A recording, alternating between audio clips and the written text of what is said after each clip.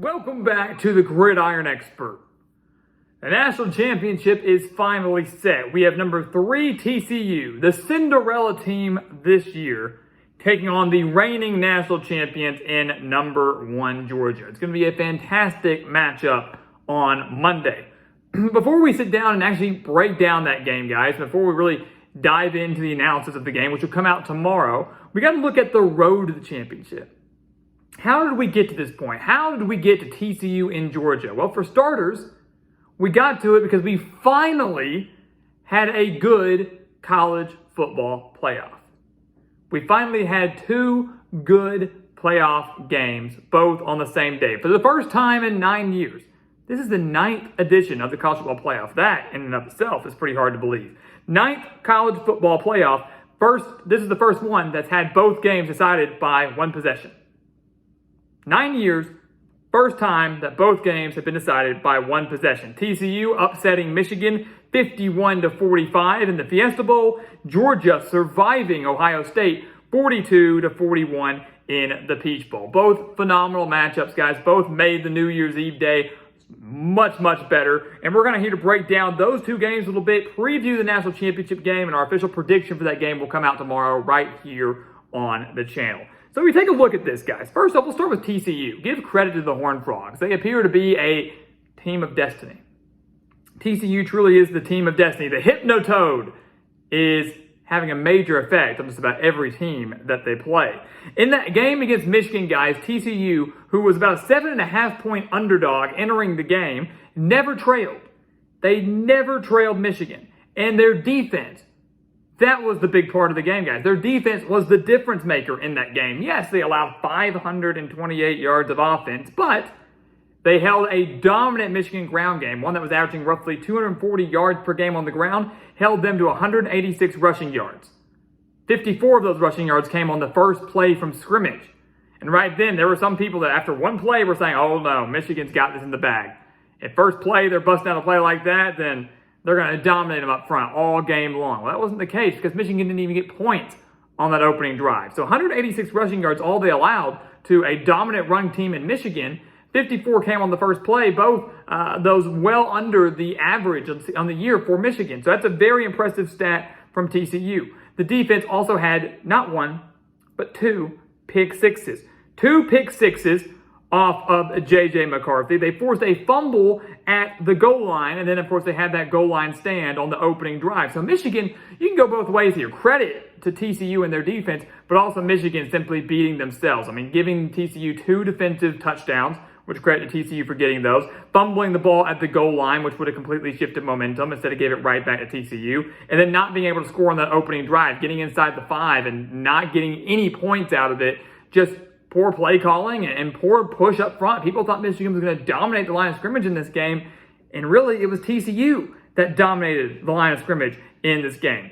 But the guys, this semifinal was phenomenal. It's what we wanted to start the college football playoffs. Some people thought Michigan was going to win this game comfortably, handily. TCU didn't allow that, never trailed it. If anything, it was going to be TCU that was going to win it comfortably and handily, leading by what, 19 points at one point, 41-22, somewhere around there. And every time they looked like TCU had the game in the bag, Michigan found a way to answer. 27 points combined in the first half. That's it. 21-6. 69 combined points in the second half between these 2 teams. So the second half was truly unbelievable between TCU and Michigan. And that was a great start to the semifinals, a great start to New Year's Eve. Then you go over to the Peach Bowl. Go east a little bit, over into Atlanta.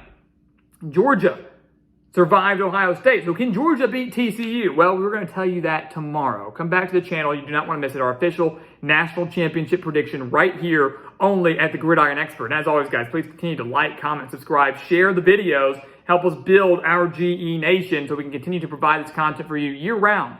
Because the season might almost be over. We still have a lot of content left. This is 24/7, 365 football content right here. But you look at Georgia, guys. This defense for them, not as good as we thought they'd be. Still getting the job done, but this is not the same Georgia defense that we've seen in years past. This is a Georgia team, guys, that was about a touchdown favorite entering the game against Ohio State. People that thought Ohio State shouldn't have been in the college football playoff, yet the Buckeyes led Georgia 38-24 entering the fourth quarter. 38-24 entering the fourth quarter, and Ohio State held a 41-35 lead with 2:43 left in the game. So it looked for a while there that the Buckeyes were going to eliminate the reigning national champions, and you're going to have the number 3 seed TCU take on the number 4 seed in Ohio State in the national championship. Two underdogs were going to face off, and that, again, will show the beauty of the playoffs and also how great a 12-team playoff is going to be, too. More on that in the future, but a 12-team playoff is going to be phenomenal. But then you look at Georgia. Stetson Bennett, cool as a cucumber, led a 5-play, 72-yard drive to take the lead for Georgia with 54 seconds left. Did that just a few seconds, about a minute and a half. Got him down there. Game-winning touchdown from 10 yards out. And then Ohio State marched right back down the field and had themselves in a spot to win the game. But Noah Ruggles missed the game-winning 50-yard field goal as the clock hit midnight, at least on the East Coast. So the ball drops on the East Coast, and the kick sailed wide left, if you're watching on your TV, wide left for Noah Ruggles. Wasn't even close. So crazy moment. The timing of that could not have been better or worse, depending on which side you were for. And Georgia survived 42-41. You literally can't make this stuff up. So you have a TCU-Michigan game decided by 6 points, back and forth, super high scoring, especially in the second half. Another semifinal game that was also very high scoring, literally came down to the very last play. Georgia gave up 467 yards, allowed 348 through the air to C.J. Stroud, but still prevailed because of the heroics of Stetson Bennett, who led them to the national championship last year and has really had quite the underdog story in his collegiate career. So, crazy stuff, guys. So the road to this point, right? That's how TCU got here. They beat Michigan. Georgia got here by beating Ohio State. But prior to that, what else happened? What happened in the regular season? TCU's win over Michigan was nothing new for them. It was nothing new for their fan base. TCU's win over Michigan, guys, was their sixth. They've won 13 games. 6 one-possession victory. TCU has been prone to playing close games, and they even have a handful of victories in there that were by about 10 points that were very, very close games until late in the fourth quarter. So TCU has stressed their fans out a lot, but they know how to win the close games. They know how to close things out to come through clutch. First year under Sonny Dykes, and he has them in a national championship game. Georgia, they are undefeated. The last unbeaten team. Undefeated, 14-0, and the win over Ohio State was kind of abnormal for them. Bulldogs aren't used to playing very close games. That was only their second one-possession win this year, the other one coming against Missouri back earlier in the year. They had to overcome adversity, a team that was beating them through the air, something they're not used to seeing, trailing by 14 points, double digits, not just 3, not just 7, 2 full possessions Georgia trailed, and they had to dig deep to come back and win that game and hope for that miracle, a badly missed field goal by Noah Ruggles to get them to the national championship. So, the road to the championship of Georgia, they kind of coasted. Didn't have any too close games. They dominated most of the way. This showed they were able to overcome adversity. They can win the close games. They can win battles if they need it. TCU, they know they can win the close games.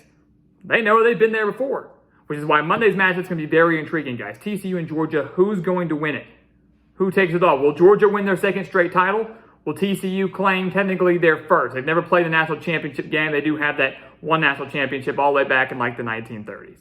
First ever national championship game they're playing in. Stakes are high on Monday. We should be in for a fun one, and we should be in for a close one. Because what I've learned this year is if TCU is playing in the game, it's probably going to be close.